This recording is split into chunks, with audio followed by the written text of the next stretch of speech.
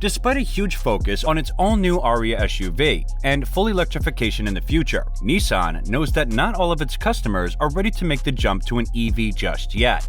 That's why the brand has developed its intriguing and advanced e-Power powertrain for its bread-and-butter model in Australia, the Qashqai. This new Qashqai will arrive locally toward the end of 2022, and it will have some of the most amazing features ever. So, let's talk about it.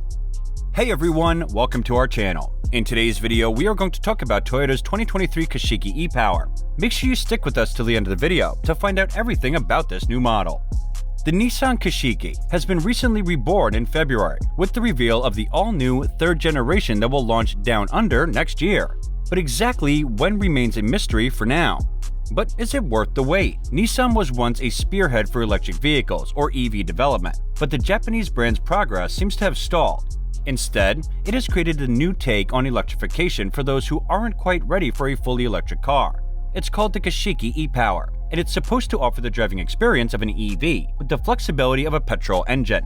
The result is a Qashqai that's powered solely by an electric motor but never needs to be charged. You just fill it up with petrol and use the engine as a mobile power station or charging point. It's very clever, and it will soon become more common as it'll also feature the Qashqai's bigger sibling, the X-Trail. The question is it any good? What is the Nissan Qashqai e-Power like on the inside? As with its exterior, the e-Power's interior is difficult to differentiate from any other version of the Qashqai. You get the same dashboard, same digital instrument display, and the same touchscreen infotainment system. You even get some of the same equipment as the equivalent petrol-powered Qashqai. So what is the difference then? Well, it seems like the difference is a couple of buttons on the center console. There's an E-pedal switch that turns the regenerative braking up, giving the Qashqai quiet, vigorous stopping power without the need for you to press the brake pedal. Obviously, it isn't suitable for every occasion, but it's great in stop-start traffic, and that should increase the range a little too. In addition to that, there's also an EV mode switch, which ensures the car runs on electrical power alone for as long as possible, cutting use of the petrol engine until it's absolutely necessary. But don't be disappointed, because the new Qashqai definitely went through some other changes on the inside. Within the new Qashqai is a more upmarket cabin with higher quality finishes, upgraded technology, and sleeker design that follows suit with the new X-Trail and Pathfinder. Like its stablemates, the Qashqai Sport, a standalone tablet-style infotainment screen measuring 9 inches loaded with smartphone mirroring and in-car Wi-Fi. In addition, a new 12.3-inch LCD cluster debuts behind a new steering wheel, capable of displaying all driving information on top of a Kiriko cut glass background graphic. Other technology includes a new 10.8-inch heads-up display that can show navigation and road information, while USB-A and USB-C charging ports are placed within the center console box. Nissan says rear occupants now enjoy 28mm extra knee room, while headroom has grown 15mm. Drivers, meanwhile, are claimed to look through a wider opening angle on the windscreen.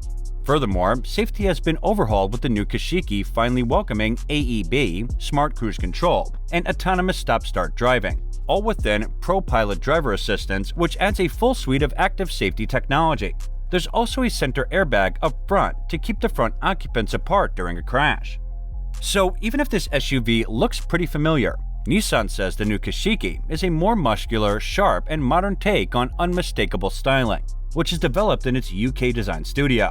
As such, its signature chrome V-motion grille returns. The beltline still climbs toward the rear, the head and tail lights wrap around like before, while plastic wheel arches return under a similar rear-raked silhouette. Now, however, a larger V-motion grille features a secondary chrome pinstripe. And as we've already seen, the new Qashqai features LED headlights split in a V style, with boomerang-style daytime running lights. Higher grades also score LED turn signals. Moreover, more rounded surfaces also feature on both front and rear bumpers, while there's also a floating roof design above black finished body pillars. Now, isn't all of this amazing? But how much does the Nissan Qashqai e-Power cost? Nissan Australia hasn't confirmed pricing for the Qashqai e-Power, but according to the brand's local website, we can expect the hybrid model to be available in high-spec STL and TI trims when it finally arrives. The 1.3-liter turbo petrol version of the Qashqai STL is priced from $42,190 plus on-road costs, while the flagship TI will kick off at $47,390 before on roads. Furthermore, some car experts anticipate the Qashqai e-Power will carry a premium between $2,500 and $5,000 over the equivalent petrol model. With that in mind, expect the Qashqai STL e-Power to start a little over $45,000 mark. Adding to that, a flagship Qashqai TI e-Power will likely play in the $50,000 to $55,000 bracket. So what's under the bonnet? Driving the front wheels is a 140 kilowatt electric motor supplied by a 2.1 kilowatt-hour lithium-ion battery pack. That isn't very big by EV or even plug-in hybrid standards, but it doesn't mean the car has to be plugged in every few kilometers. Moreover, there's a 1.5-liter 3-cylinder petrol engine that never drives the wheels as it would in most hybrids. Rather, it acts as kind of an onboard power station, feeding electricity to the battery. The result, Nissan says, is improved economy in urban environments, where it expects the majority of the e-Power customers to spend their time. There, the regenerative braking and low speeds will mean the e-Power will barely need to use the petrol engine at all, at least in theory.